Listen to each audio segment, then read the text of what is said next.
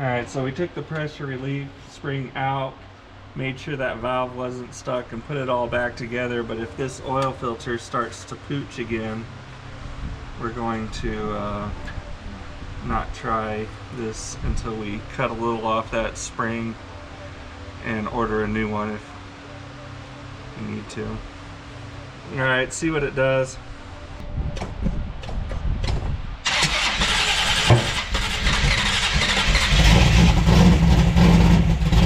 Stop! I got myself out of the way. You can see it start to go. Alright, yeah, it's pressuring up that filter bad. So I'm gonna take that spring out and cut a couple coils and see what we get.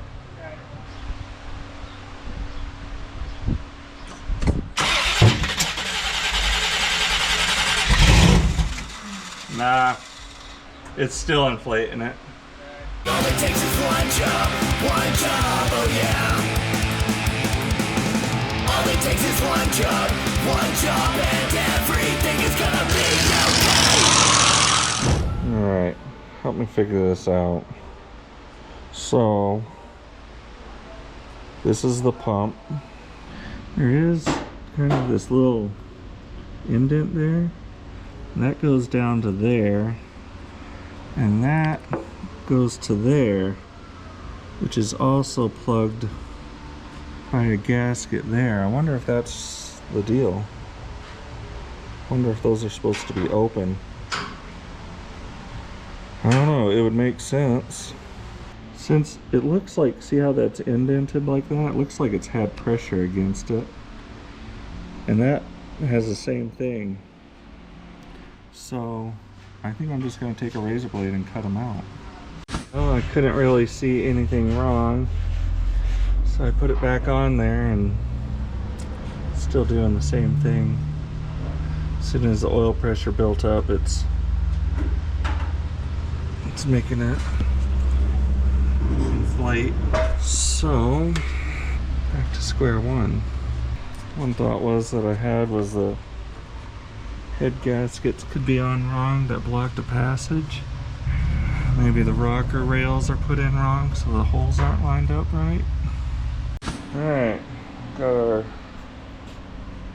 driver's side rocker assembly taken off. Now how does that get oil? Does it go up through the push rods? I'd really like a flow chart on how the oil goes on this, but I can't find anything that shows it. Doesn't look like the end of the rocker shaft is plugged. So it looks like the oil should be coming up out of the rocker shaft or the push rods. A little hole there for that. I got oil to the gauge, so it's getting oil to here. So we have a little bit of good news. I pulled out a push rod and you can see the oil coming out of the lifter.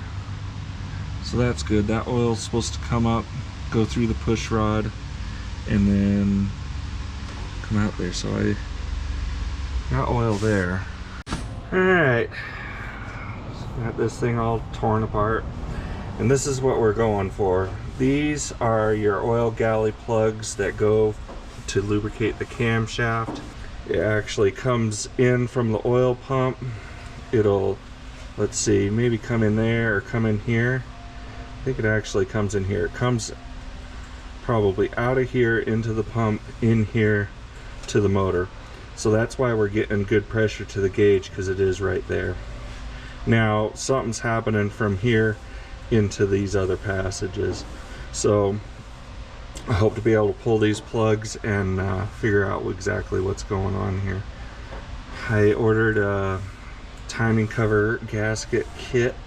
It comes with all these little gaskets here. I don't know how much of it I'm going to use, if I'll change the crank one or not, because it was sealed. Didn't seem to have any leaks. I might have got antifreeze in the oil, pulling that cover off, so we might have to get rid of this oil again. We're just gonna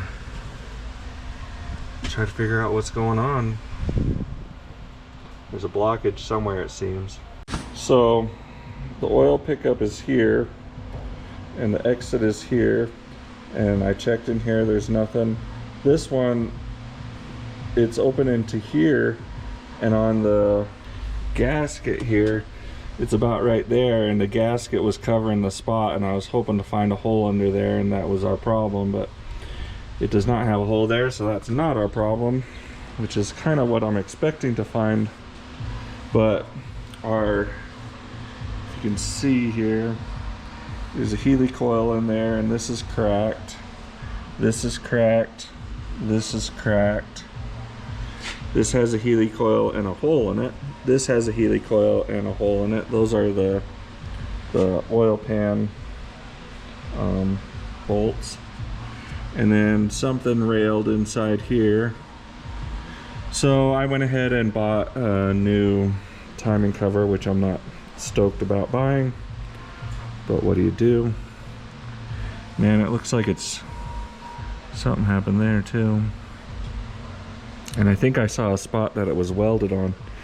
So this poor guy's been through it.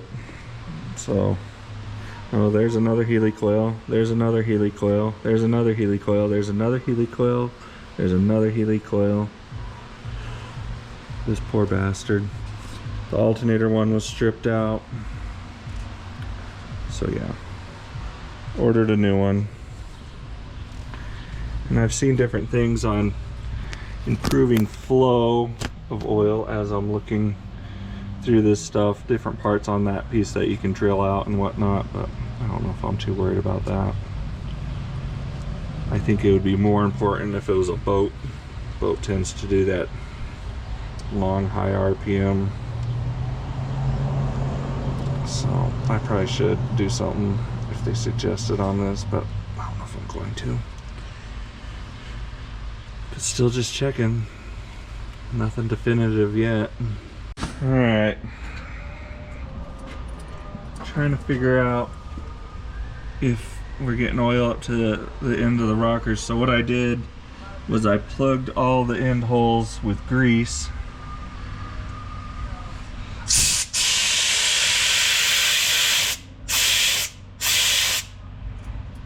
That one just opened up. Yep, that one opened up. Which might be because of the position of the cam. It doesn't appear like any of the other ones did.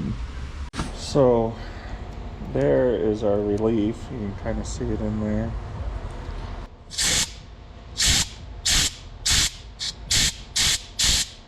See it popping down there? That's when it relieves. So it seems to be working. Could you turn down the music on my phone? There it is. So it's right there. I was doing the wrong side. Yeah. Damn Apple people. Stupid Apple people. So our buddy Kevin Reynolds came over. I've been calling everybody.